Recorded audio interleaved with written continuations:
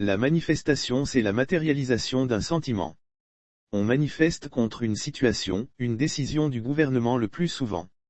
Mais on manifeste aussi sa joie par rapport à une situation. Par exemple, on vient de voir des populations qui ont marché en faveur des putschistes au Mali, Burkina et en Guinée. Il pouvait aussi y avoir des manifestations contre ces putschistes. Je ne comprends donc pas pourquoi il faut une autorisation avant de marcher. De cette même manière, il m'est difficile de comprendre s'il faut délivrer une autorisation pour pleurer ou pour rire.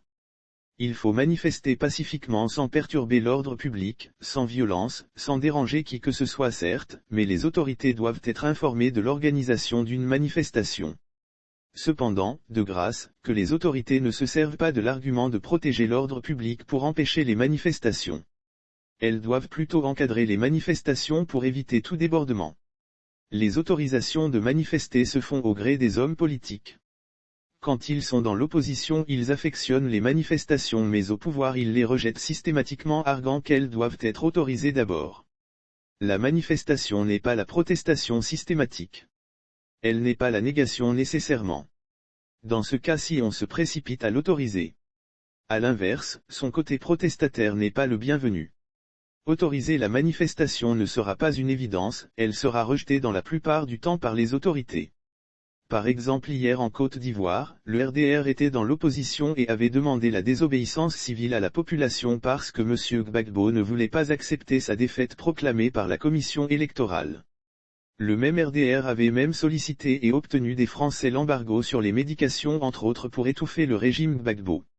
Aujourd'hui, ce même RDR est au pouvoir et punit sévèrement ce même mot d'ordre de désobéissance civile réclamé par l'opposition pour protester contre le troisième mandat de M. Alassane. Sacré politicien. Pourquoi n'autorisons-on pas les coups d'État? Les coups d'État sont l'expression d'un RAS, le bol des militaires. Pourquoi seuls les civils doivent avoir le monopole de diriger nos pays? En quoi les civils sont-ils excellents dans la gestion de nos pays? Je déteste les coups d'État, mais je ne suis pas contre un militaire au pouvoir s'il est élu démocratiquement selon la Constitution à partir d'un projet de société qui intéresse le maximum d'électeurs. D'ailleurs, les candidatures ne devraient pas être seulement réservées aux civils.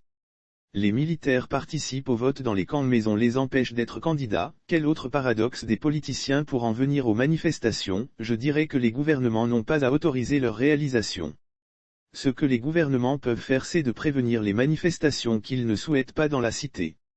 Le plus souvent, les gouvernements sont au courant que des gens veulent manifester. Ils doivent donc les approcher et discuter pour trouver un compromis et non interdire les manifestations ou exiger des autorisations préalables.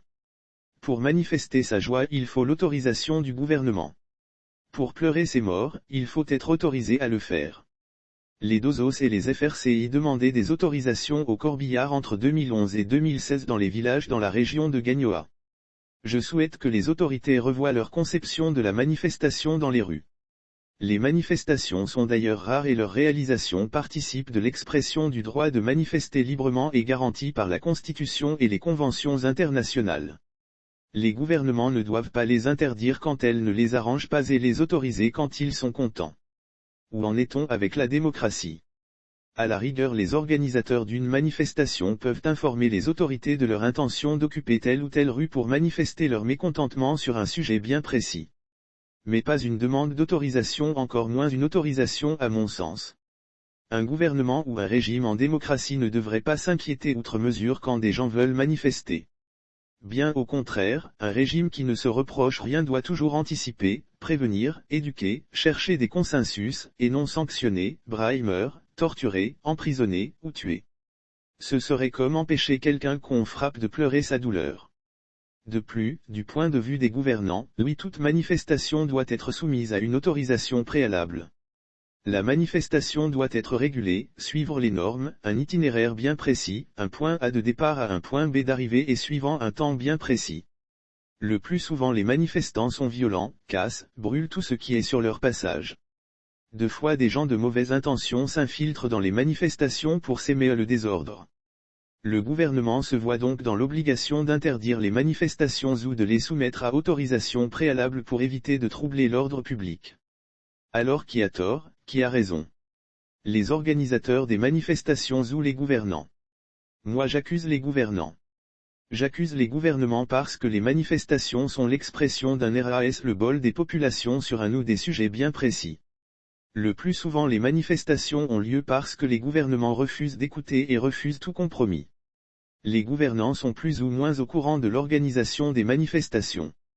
Plutôt que d'approcher les organisateurs pour les dissuader, ce sont les forces de l'ordre qui l'activent pour réprimer violemment les manifestations, des forces de l'ordre qui ne connaissent rien en matière de droits de l'homme.